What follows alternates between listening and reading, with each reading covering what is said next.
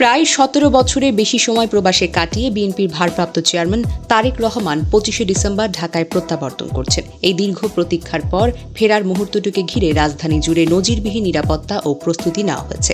রাজধানীর কেন্দ্র থেকে শুরু করে বিমানবন্দর ও গুলশান পর্যন্ত প্রতিটি গুরুত্বপূর্ণ এলাকা নজরদারির আওতায় রাখা হবে।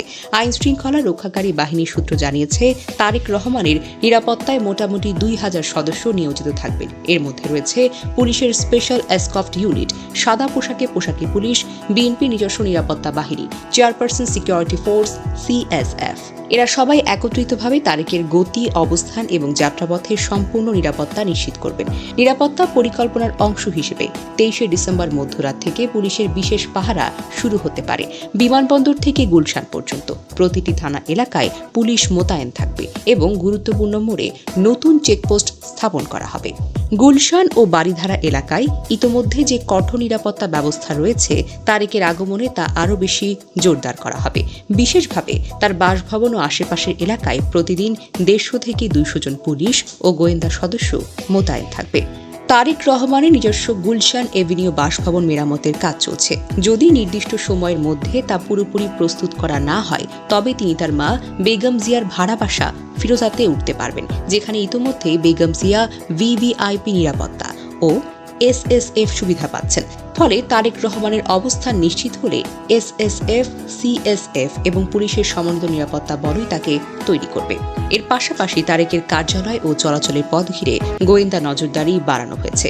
বিএনপি ও কূটনৈতিক সূত্রে জানা গিয়েছে, তারেক রহমান ট্রাভেল পাস করেছেন। তিনি বিমান বাংলাদেশ এয়ারলাইন্সের VZ202 ফ্লাইটে দেশে আসবেন 25শে ডিসেম্বর সকাল 11:55। তার বহনকারী বিমান ঢাকায় অবতরণ করবে।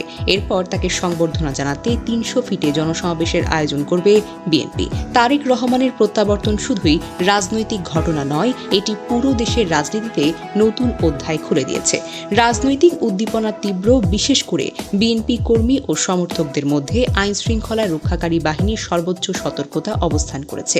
কোনো ধরনের বিশৃঙ্খলা বা ঝুঁকি এড়াতে চূড়ান্ত প্রস্তুতি নেওয়া হয়েছে। এর আগেও দেশে ফিরতে চেষ্টা করেছিলেন তারেক রহমান, কিন্তু দীর্ঘ 17 বছর প্রবাসে থাকা এবং রাজনৈতিক পরিবেশের কারণে নিরাপদ আগমন সম্ভব হয়নি।